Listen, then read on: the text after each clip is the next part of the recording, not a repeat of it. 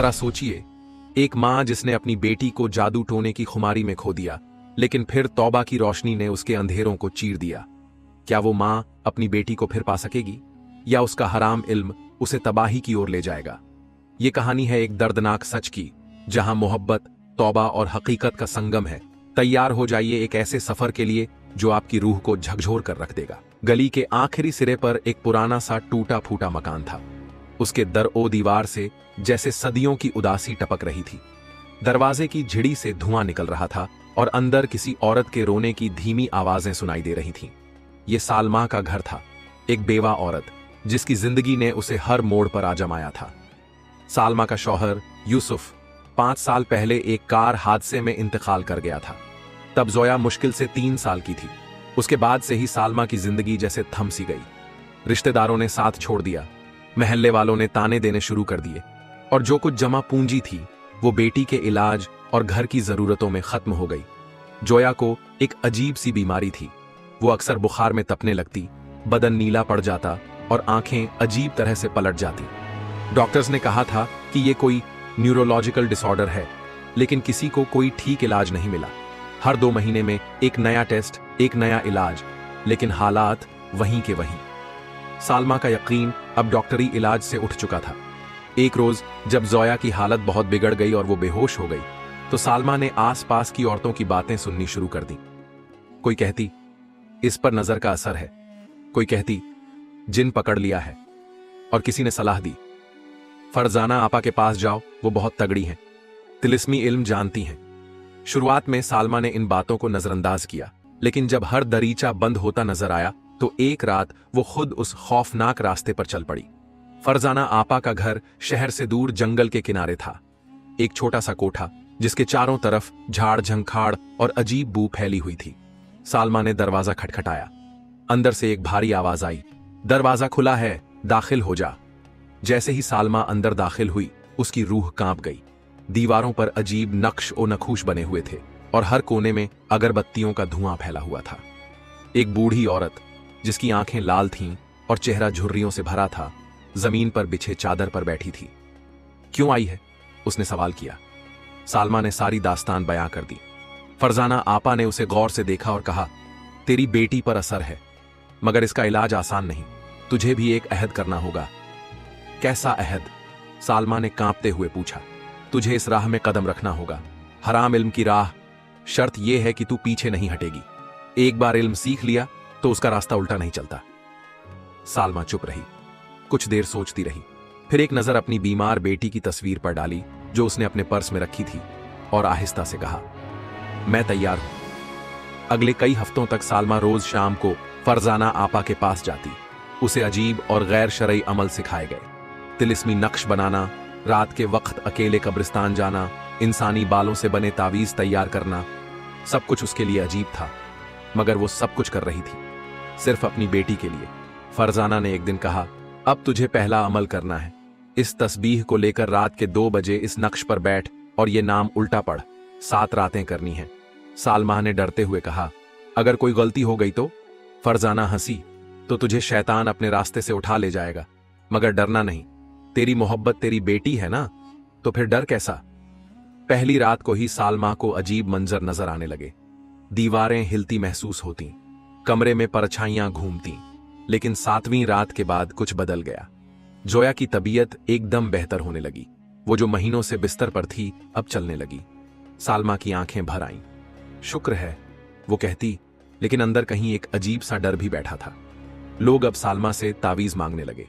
एक औरत आई, बोली, बच्चे सोते नहीं, कुछ दीजिए। सालमा ने एक तावीज बनाकर दिया और उसने 2 दिन बाद 100 रुपए लाकर दिए। फिर दूसरा आया, फिर तीसरा। धीरे धीरे दौलत आने लगी, मगर घर में रोशनी कम होती गई। हर कोने में एक साया महसूस होता। जोया अब बातें करने लगी थी जो एक बच्ची नहीं कर सकती। वो बोलती, अम्मी, वो कौन खड़ा है पीछे?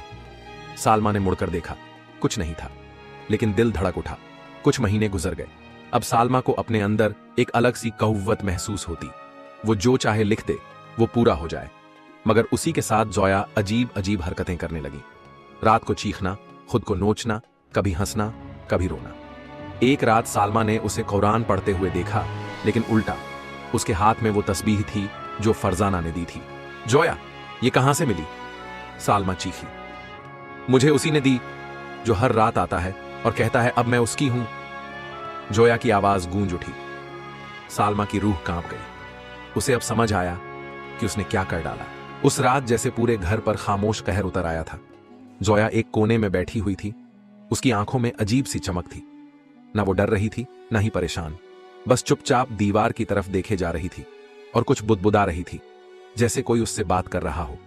सालमा ने पास जाकर जोया के कंधे पर हाथ रखा। जोया, मेरी जान, क्या कह रही हो? जोया ने एकदम गर्दन घुमाकर मां की आंखों में देखा और मुस्कुरा दी। लेकिन वो मुस्कान जोया की नहीं थी। वो कुछ और थी, ठंडी, बेजान और खौफनाक। वो कहता है कि मैं उसकी हूं अब। अम्मी, आपने तो कहा था कि मैं ठीक हो जाऊंगी, लेकिन अब वो मुझे ले जाएगा। सालमा का दिल धड़क उठा। वो पीछे हटी और कमरे की रोशनी जलाने की कोशिश की, लेकिन बत्तियां फेल हो गईं। चारों तरफ अंधेरा फैल गया और उसी अंधेरे में कहीं दूर से जोया की हंसी गूंजने लगी। अगले कुछ दिनों में जोया का रवैया और भी अजीब हो गया। वो दिन भर चुप रहती, रात को जागती, कभी खुद से बातें करती, कभी कमरे की छत को घूरती। उसके जिस्म पर नीले निशान उभर आते जो सुबह तक गायब हो जाते।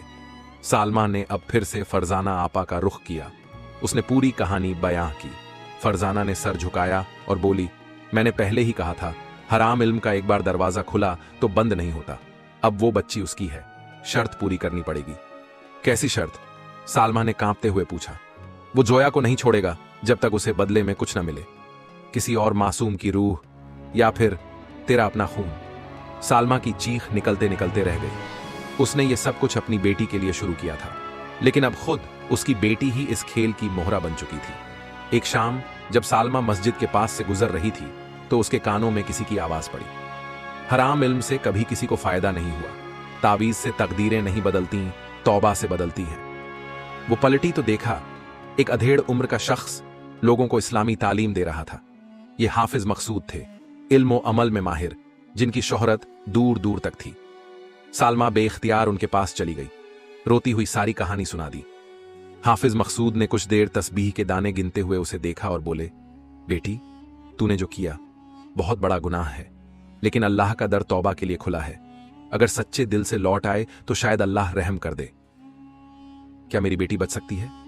बचा सकती है, मगर ये तावीज, ये नक्श, ये फरजाना आपा नहीं, सिर्फ अल्लाह। तुझे अपने गुनाह से पलटना होगा।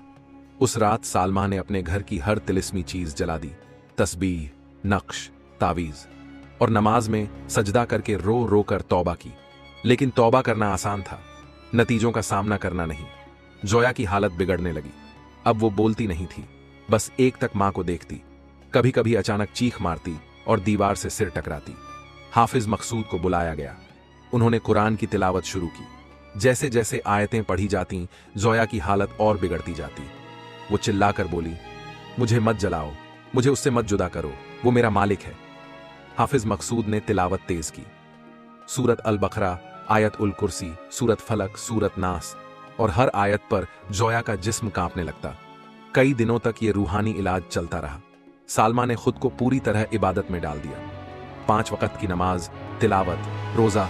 लेकिन फिर एक रोज अचानक जोया बेहोश हो गई। डॉक्टर्स ने जवाब दे दिया, दिमाग ने काम करना बंद कर दिया है, शायद कोमा में जा रही है। सालमा की दुनिया उजड़ने लगी। वो अब हर रात जागती, जोया के पास बैठकर कुरान पढ़ती, आंखों से आंसू नहीं रुकते। एक रात सालमा को एक ख्वाब आया। उसने देखा कि वो एक अंधेरी घाटी में चल रही है। दूर एक रोशनी का दरवाजा है, मगर दरमियान में एक कब्र है और उसमें जोया लेटी है। जोया ने आंखें खोली और कहा, अम्मी, आपने मुझे छोड़ दिया। आप तो कहती थीं अल्लाह सबसे बड़ा है, लेकिन आप डर गईं, आपने उसे चुना। सालमा की आंख खुली और वो समझ गई, अब वक्त बहुत कम है। अगली सुबह सालमा ने एक ऐलान किया। उसने फरजाना के पास जाकर कहा, मैं तुम्हारे इल्म से तौबा करती हूं। तुम शैतान की नुमाइंदा हो, लेकिन मेरा रब जिंदा है। फरजाना हंसी, तो ले जा अपनी बेटी को, अगर उसे बचा सको तो बचा लो, मगर याद रखना उसका नाम लिख चुका है वो, और जब शैतान किसी का नाम लिख ले तो सिर्फ मौत ही उसे मिटा सकती है। सालमा ने कहा, तो फिर मैं मौत से लड़ूंगी, लेकिन अपने रब के साथ। जोया की रूह अब 2 ताकतों के दरमियान थी, एक मां की तौबा और दूजा शैतानी अहद। कौन जीतेगा? क्या सालमा की सच्ची तौबा उसकी बेटी को बचा पाएगी या नहीं? रात के 2:30 बज रहे थे। बाहर हवा में अजीब सी सरसराहट थी। सालमा जोया के सिरहाने बैठी थी, उसकी पेशानी पर हाथ फेरते हुए जोर जोर से दुआएं मांग रही थी। या रब्बी, मेरी बेटी की हिफाजत फरमा। या अल्लाह, मैं तौबा करती हूं। मगर जोया की हालत हर लम्हा बिगड़ती जा रही थी। उसकी आंखें अब आम बच्चों जैसी नहीं रही थीं। उनमें अजीब सी वीरानी और वो हैबत थी जो किसी जवान औरत को भी कांपने पर मजबूर कर दे। तभी जोया की सांसें तेज हुईं, उसका जिस्म बिस्तर पर कांपने लगा और अचानक, अम्मी, अम्मी, मुझे बचा लो, वो मुझे ले जा रहे हैं। सालमा के होश उड़ गए। उसने फौरन अपनी बेटी को सीने से लगाया और चीखती हुई बोली, कौन है? कौन है जो मेरी बेटी को छीनना चाहता है? अल्लाह के वास्ते छोड़ दो मेरी बच्ची को। लेकिन जवाब उसकी बेटी की जुबान से नहीं, किसी और आवाज में आया, एक मर्दाना, खौफनाक और सर्द आवाज। ये हमारी अमानत है, तूने वादा किया था, अब इनकार नहीं कर सकती। सालमा का जिस्म जैसे जड़ हो गया। जोया का जिस्म अब नर्म और मासूम नहीं था, जैसे किसी और की मौजूदगी उसमें दाखिल हो गई हो। घर का माहौल बदल गया था। हर कोने से अजीब आवाजें आने लगीं, कांच अपने आप चटकने लगे, अलमारी अपने आप खुल गई और उसमें रखे पुराने तावीज जमीन पर आ गिरे। हवाओं में घुटन सी महसूस हो रही थी। सालमा को अब यकीन हो गया था कि शैतान अपना हिस्सा मांगने आ चुका है। सालमा घबराकर फौरन उस ताबीज के ढेर को उठाने लगी जिन्हें उसने कभी हिफाजत का जरिया समझा था। मगर अब हर ताबीज उसे जंजीर लगता था, उसकी जिंदगी और बेटी के दरमियान लिपटी हुई जंजीर।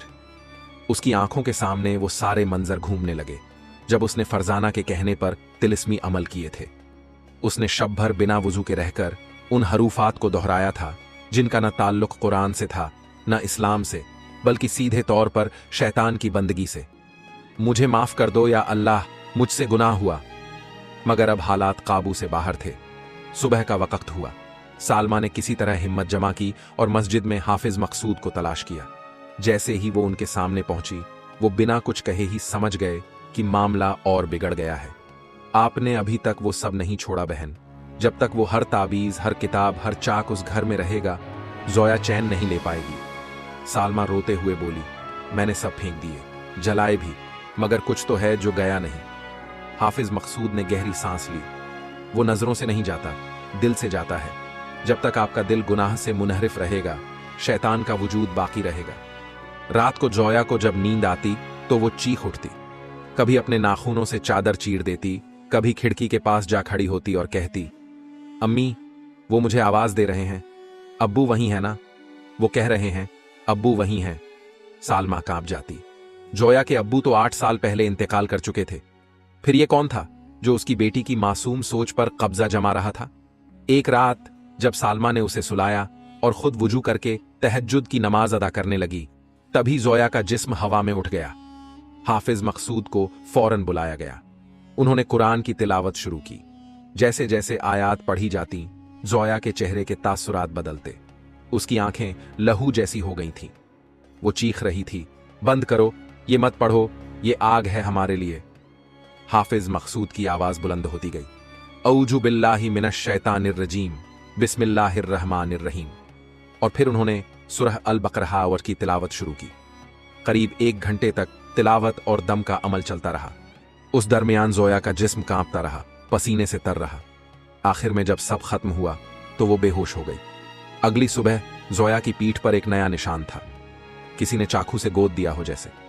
हाफिज मकसूद ने देखकर कहा, यह आखिरी वक्त का इशारा है। अगर 3 दिन के अंदर आप मुकम्मल तौबा और सब्र के साथ इस्तिगफार नहीं करती तो जोया को आप नहीं बचा पाएंगी। सालमा की आंखों में आंसू बहने लगे।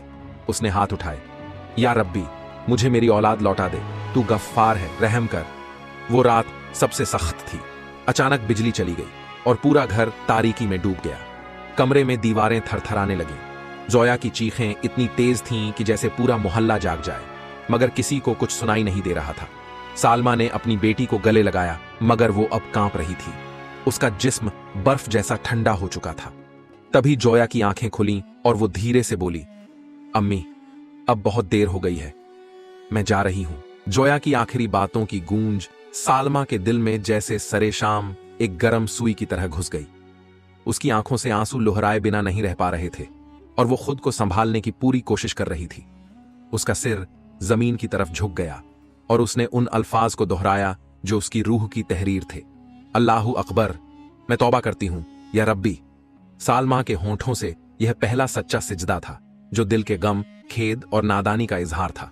उसने महसूस किया कि अब तक उसका दिल उस हराम इल्म के दायरे में बंद था जहां नूर की जगह अंधेरा छाया था। लेकिन आज उसी अंधेरे में एक चमक, एक उम्मीद जगी थी। सुबह की हल्की रोशनी के साथ सालमा ने फैसला किया कि वो अपनी जिंदगी में नया सफर शुरू करेगी। मस्जिद की तरफ रुख किया जहां हाफिज मकसूद इंतजार कर रहे थे। उनकी नजरें जब सालमा से मिलीं तो एक गहरी राहत मिली। तुम्हारी तौबा कबूल हो चुकी है, अल्हम्दुलिल्लाह। लेकिन यह रास्ता आसान नहीं, इसमें सहन शक्ति और सही तिलावत की जरूरत है। सालमा ने धीरे से सिर हिलाया। उसका दिल उम्मीद से भरा हुआ था। मस्जिद के कमरे में जब कुरान की तिलावत हुई तो जैसे हवा में भी बदलाव आ गया।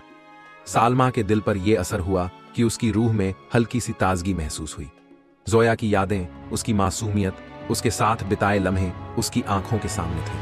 हाफिज मकसूद ने बताया, तौबा सिर्फ लफ्जों से नहीं होती, अमल से होती है। तुम्हें खुद को, अपनी बेटी को और अपने अतीत को अलविदा कहना होगा। सालमा ने अपनी रूह की गहराइयों में झांकना शुरू किया। हर रोज वो कुरान पढ़ती, दुआ करती और अपनी नादानी के लिए इल्तिजा करती, परंतु शैतान उसे छोड़ने को तैयार नहीं था। वो बार बार सालमा के दिल में शक और मायूसी की दवा घोलता। रातों को वो नींद से महरूम हो जाती और अक्सर डरावने ख्वाबों में जोया को खोते हुए देखती। फरजाना, जो कभी उसकी गुरु थी, अब उसकी सबसे बड़ी दुश्मन बन चुकी थी। उसने सालमा को धमकी दी कि अगर तौबा की राह पर चली तो उसके अंधेरे दोस्तों की गौस्सा भी बड़ी होगी। तुम्हारे लिए अब कोई रास्ता नहीं बचा सालमा। अगर जोया चली गई तो यह सब इल्म तुम्हारे लिए बंद हो जाएगा। सालमा ने हिम्मत से जवाब दिया, मेरा इल्म अब सिर्फ अल्लाह के लिए होगा और कोई ताकत मुझे रोक नहीं सकती। सालमा के दिल की लड़ाई जारी थी। हर वक्त वो महसूस करती कि जोया अभी उसके साथ है, उसकी रूह उसके दिल में मौजूद है। उसकी हिम्मत को बनाए रखने के लिए वो रोज कुरान की तिलावत और दुआ करती। उसके घर के माहौल में भी बदलाव आने लगे। अब अजीब आवाजें कम होने लगीं, हल्की सी रोशनी घर में भरने लगी। मस्जिद में लोगों ने भी सालमा को बदलता देखा। पहले जब वो जादूगरनी थी तो लोग उससे दूर रहते थे, मगर अब वो मस्जिद की मेज पर बैठकर बच्चों को कुरान पढ़ा रही थी। समाज ने भी उसका हौसला बढ़ाया। धीरे धीरे लोग उसके पास आने लगे अपनी दुआओं के लिए।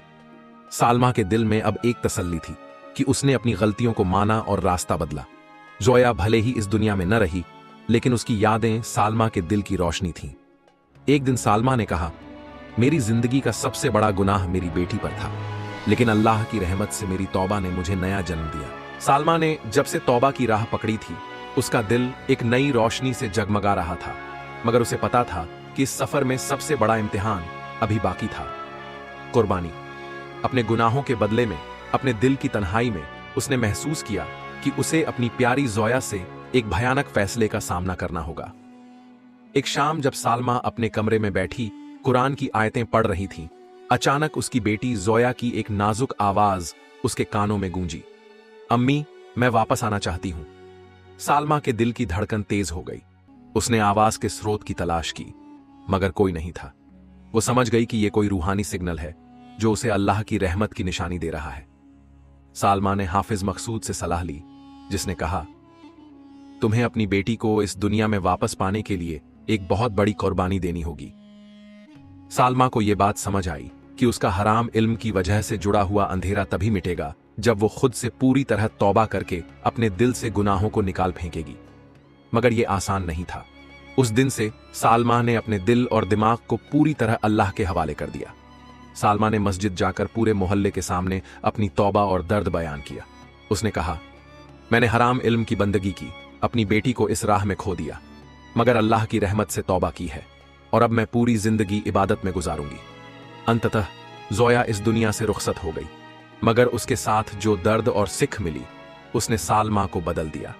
अब वो न केवल अपने गुनाहों से तौबा कर चुकी थी, बल्कि समाज में भी एक मिसाल बन गई थी।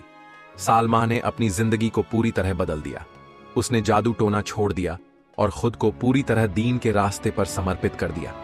उसने बच्चों को तालीम दी, मस्जिद में मदद की और महिलाओं को इस बात की सीख दी कि हराम इल्म से बचना चाहिए। रात की खामोशी में सालमा के दिल की हर धड़कन उसकी बेटी जोया की याद में डूबी हुई थी। जोया का इंतकाल उसके दिल पर गहरे जख्म छोड़ गया था, लेकिन उस दर्द के बीच एक नई रोशनी की चमक भी थी। सालमा जान चुकी थी कि इस दुनिया में उसकी असली जंग खत्म हो चुकी है और अब उसका नया सफर शुरू हुआ था, रूहानी तौबा का, जिसने उसके जीवन को हमेशा के लिए बदल दिया। जोया के जाने के बाद सालमा ने खुद को पूरी तरह अल्लाह के हवाले कर दिया। उसके दिन इबादत, तिलावत और दुआ में गुजरते थे। वह अब किसी भी तरह के हराम इल्म से दूर रहती थी। उसका दिल अब तन्हा नहीं था, बल्कि उसने अपने दिल को नूर से भर दिया था। सालमा अब मस्जिद की नियमित आगाह बन गई थी। उसकी बातों में सच्चाई और तौबा की ताकत झलकती थी। महिलाओं और बच्चों के बीच वह एक मिसाल बन गई थी। उसकी कहानी सुनकर लोग रोते, सोचते और अपने गुनाहों से तौबा करने की ठानते। कभी वह जादूगरनी थी जिसने हराम इल्म के खतरनाक रास्तों को अपनाया था, लेकिन अब वह उस जिंदगी को पूरी तरह छोड़ चुकी थी। अतीत की वो कड़वी यादें अब उसके लिए एक सबक बन गई थीं। वह जानती थी कि जिस रास्ते पर चलना था वह अब सिर्फ रूहानी नूर का रास्ता था। एक दिन मस्जिद में खड़ी होकर सालमा ने महसूस किया कि उसकी दुआएं कबूल हो रही हैं। उसकी आंखों में आंसू थे, लेकिन वे आंसू गम के नहीं, बल्कि तौबा की मिठास और अल्लाह की रहमत की गवाही थे। उसने कहा, हे अल्लाह, मेरी नादानी को माफ कर, मेरी बेटी की रूह को जन्नत में जगह दे, मुझे सही रास्ता दिखा और मेरी तौबा को कबूल फरमा। पहले जहां मोहल्ला सालमा से डरता था, अब वहीं लोग उसके पास आते थे। उसकी मिसाल से सबको प्रेरणा मिलती थी। सालमा ने अपने ज्ञान को गलत रास्ते से निकालकर सही रास्ते पर लगाने का हुनर हासिल किया। वह दूसरों को भी हराम इल्म से बचने की सीख देती। सालमा ने कहा, अगर कोई भी गलत रास्ते पर चल रहा है तो उससे कहना कि तौबा का दरवाजा हमेशा खुला है, चाहे कितना भी बड़ा गुनाह क्यों ना हो। अल्लाह की रहमत से कभी निराश ना होना। सालमा ने हर रोज अपनी बेटी के लिए दुआ मांगी। उसने जोया के लिए जन्नत की दुआ की और खुद के लिए भी दीन की सच्ची तौबा की ख्वाहिश रखी। उसकी नजरें अब साफ थीं और उसका दिल तन्हा नहीं था। सबक, एहराम, इल्म का अंजाम दर्दनाक होता है, जो इंसान को अंधकार की तरफ ले जाता है। तौबा और अल्लाह की रहमत की उम्मीद कभी नहीं छोड़नी चाहिए। मां की मोहब्बत कितनी बड़ी ताकत है, जो गलत राह से भी वापस ला सकती है। अंधेरे से निकलने के लिए दिल की सच्चाई और सही रास्ते पर चलना जरूरी है। समाज में भी इंसान का बदला हुआ रूप मिसाल बन सकता है।